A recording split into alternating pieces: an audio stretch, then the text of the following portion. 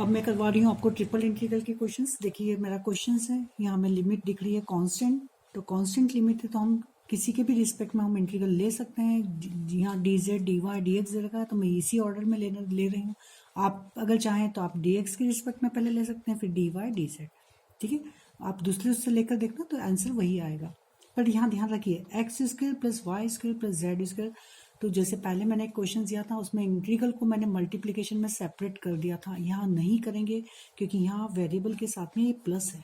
हाँ, अगर ये x square into y square into z square होते तो हम लिख लेते कि integral minus c two c x square d x minus b two e y square d y and minus a two a z square d z, तो मैं separate तीनों integral को कर लेती। पर ये यहाँ पर साइन देखिए प्लस है, तो आप इस तरह की गलती नहीं करना।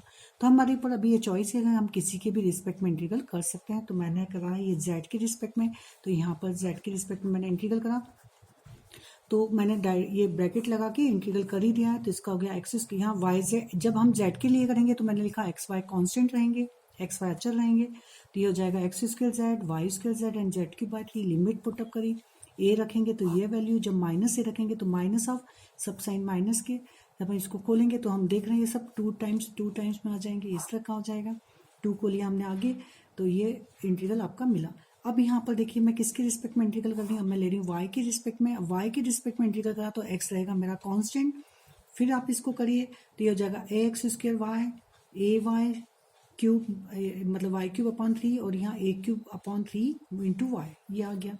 अब हम लिमिट रखेंगे माइनस बी टू बी।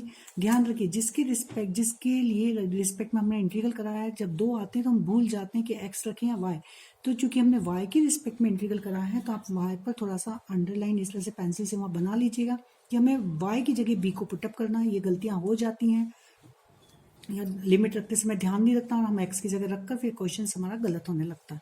तो यहाँ पर रखिए जिसके रिस्पेक्ट में हमने इंटीग्रल करा उसी की जगह वैल्यू पुटअप करना है, ध्यान रखिएगा।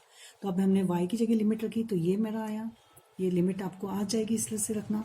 अब इसको अगर मैं सॉल्व करती हूँ तो मेरा ये जो आ जाएगा ये हो जाएगा 2 टाइम्स समथिंग जैसे पहले, तो फिर ये 2 बाहर निकला।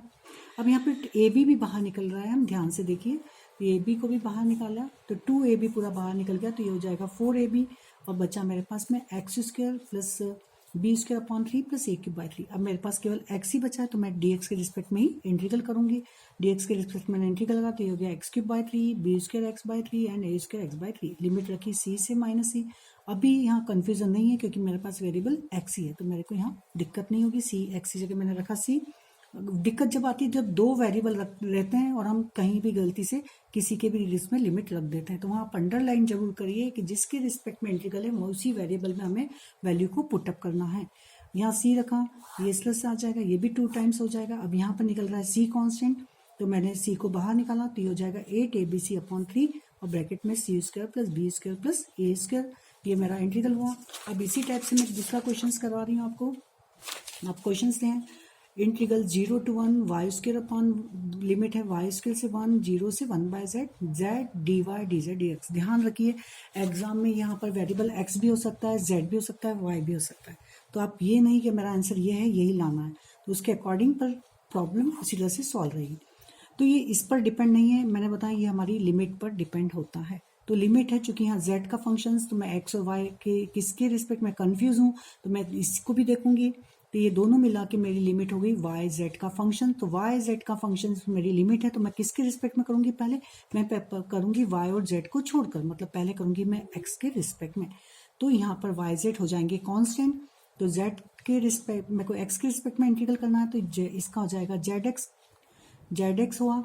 देखिए ठीक है, गलती से यहाँ पर जेड स्क्वायर बाय 2 कर देते हैं, आप लोग ध्यान नहीं देते बस। तो यहाँ पर देखिए डी एक्स लिखना है, मैंने गलती करके उसको बता के काटा भी है कि इस तरह की गलती मत करना। तो यहाँ पर जेड एक्स के रिस्पेक्ट में जेड एक्स एक्स के रिस्पेक्ट में इंटीग्रल करा, तो यह जेड एक्स। लिमिट किस पर पुटअप करना है, मैंने एक्स के रिस्पेक्ट में कहा, तो एक्स के पास में अंडरलाइन करिए, मतलब एक्स की जगह मुझे वैल्यू पुटअप करनी है।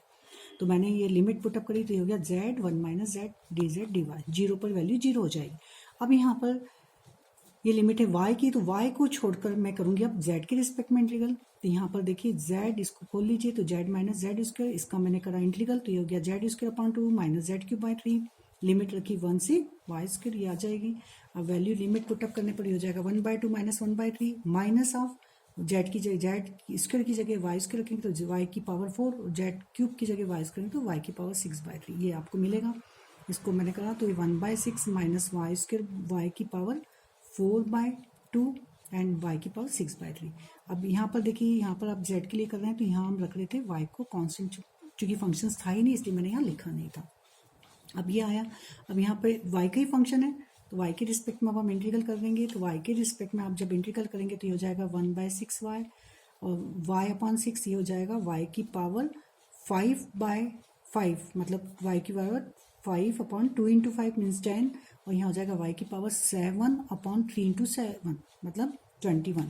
तो ये आपका आ जाएगा, लिमिट है आपकी 0 से 1, तो 0 से 1 लिमिट रखी तो यहाँ पर 1 पुटअप करेंगे और 0 रखने पर पूरी वैल्यू 0 हो जाएगी, तो 1 रखने पर ये आया मीन्स 4/35, ये आपका आंसर आएगा।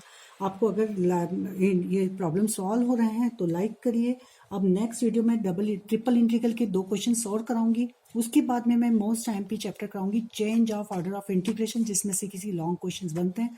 मैं 4-5 क्वेश्चंस की प्रैक्टिस कराऊंगी, बहुत ईजी चैप्टर है, तो इस तरह से आपकी 15 मिनट को मैं यहीं पर कंप्लीट कर दूंगी, 2 पार्ट और बनाऊंगी।